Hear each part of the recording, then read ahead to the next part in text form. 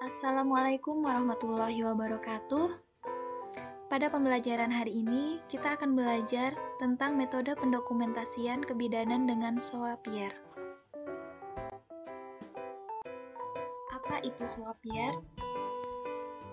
Soapierre adalah sebuah metode yang dapat dipergunakan untuk mendokumentasikan asuhan kebidanan dengan menggunakan data subjektif, data objektif, asesmen, planning, implementasi, evaluasi, dan revisi. Jadi, kesimpulannya adalah Soapierre ini berisikan data subjektif, data objektif, asesmen, planning, implementasi, evaluasi, dan revisi. Yang pertama adalah data subjektif. Data subjektif berhubungan dengan masalah dari sudut pandang pasien. Ekspresi pasien mengenai kekhawatiran dan keluhannya. Semua dicatat sebagai kutipan langsung atau ringkasan yang berhubungan dengan diagnosa. Pada pasien bisu, di bagian data di belakang huruf S diberi tanda huruf O atau X. Berikut adalah contoh dari data subjektif. Pasien mengeluh kencang-kencang semakin sering, semakin lama, dan semakin sakit. Ibu ingin mengejam. Langkah kedua dari Soapierre adalah data objektif. Data objektif ini memberi bukti gejala klinis pasien dan fakta yang berhubungan dengan diagnosa. Data fisiologi, hasil observasi yang jujur, informasi kajian teknologi, seperti hasil laboratorium, sinar X, USG, dapat digolongkan dalam kategori ini. Apa yang diobservasi oleh bidan akan menjadi komponen penting dari diagnosa yang akan ditegakkan. Catatan ini menggambarkan pendokumentasian hasil pemeriksaan fisik klien, hasil pemeriksaan laboratorium, dan tes diagnostik lainnya. Berikut adalah contoh data objektif pada pasien hamil. Dapat dicantumkan pemeriksaan fisik seperti keadaan umum, kesadaran, status emosional, tanda vital, tinggi badan, berat badan sebelum hamil, berat badan saat hamil, lila, nadi, respirasi, dan suhu.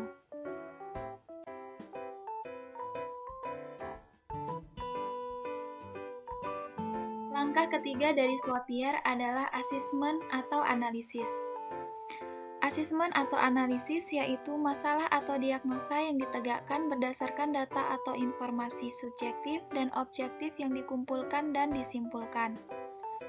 Karena keadaan pasien terus berubah dan selalu ada informasi baru baik subjektif dan objektif, dan sering diungkapkan secara terpisah-pisah, maka proses pengkajian adalah sesuatu yang penting dalam mengikuti perkembangan pasien dan menjamin sesuatu perubahan baru yang cepat diketahui dan dapat diikuti sehingga dapat diambil tindakan yang tepat. Catatan ini menggambarkan pendokumentasian hasil analisa dan interpretasi data subjektif dan data objektif dalam suatu identifikasi. Berikut adalah contoh pembuatan asesmen pada pasien hamil. Nyonya R, 28 tahun, grafida 3, paritas 2, abortus 0, anak hidup 2, usia kehamilan 33-34 minggu, janin tunggal, hidup intrauterin, presentasi kepala, keadaan ibu dan janin baik. Langkah keempat dalam Soapierre adalah planning. Planning atau perencanaan yaitu membuat rencana tindakan saat itu atau yang akan datang untuk mengusahakan tercapainya kondisi pasien sebaik mungkin. Proses ini merupakan tujuan dari kebutuhan pasien yang harus dicapai dalam batas waktu tertentu. Tindakan yang diambil harus membantu pasien mencapai kemajuan dalam kesehatannya dan mendukung rencana dokter jika dalam manajemen kolaborasi atau rujukan. Dalam planning, kita dapat menuliskan rencana konsultasi, rencana tes laboratorium, rencana rujukan bila diperlukan, rencana pemberian pendidikan kesehatan atau konseling, dan rencana follow-up atau tindak lanjut.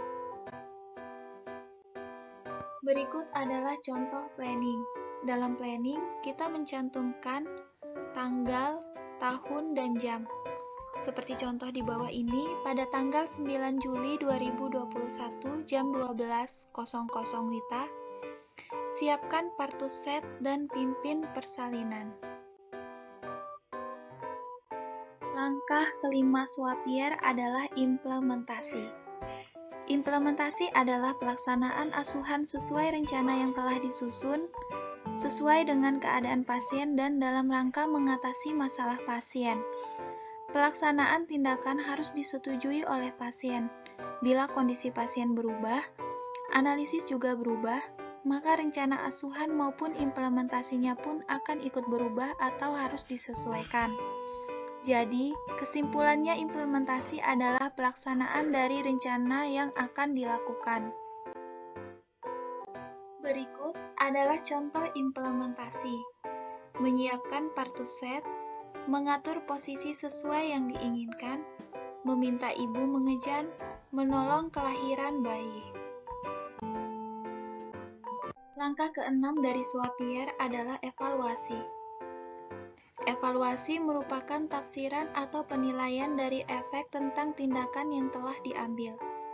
Evaluasi penting untuk menilai keefektifan asuhan yang sudah diberikan. Analisa dari hasil yang dicapai menjadi fokus dari penilaian ketepatan tindakan. Jika kriteria tujuan tidak tercapai, proses evaluasi dapat menjadi dasar untuk mengembangkan tindakan alternatif sehingga dapat mencapai tujuan. Berikut adalah contoh evaluasi. Ibu mengerti keadaannya, pembukaannya sudah lengkap, dan ibu memilih posisi setengah duduk sebagai pilihan posisi persalinan.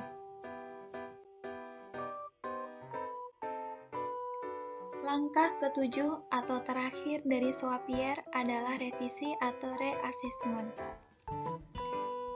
Pada catatan ini, merupakan perubahan terhadap suatu tindakan di mana komponen evaluasi dapat menjadi suatu petunjuk perlunya perbaikan dari perubahan intervensi. Revisi menunjukkan perubahan dari rencana awal atau perlu suatu kolaborasi baru atau rujukan. Revisi dapat dilihat dari hasil evaluasi yang bisa digunakan sebagai petunjuk perlu tidaknya melakukan perbaikan atau perubahan intervensi dan tindakan. Perlu tidaknya melakukan perubahan rencana dari awal. Perlu atau tidaknya melakukan tindakan kolaborasi baru atau rujukan. Format Swapier lebih tepat digunakan apabila rencana pasien ada yang akan dirubah dan proses evaluasi mulai dilakukan.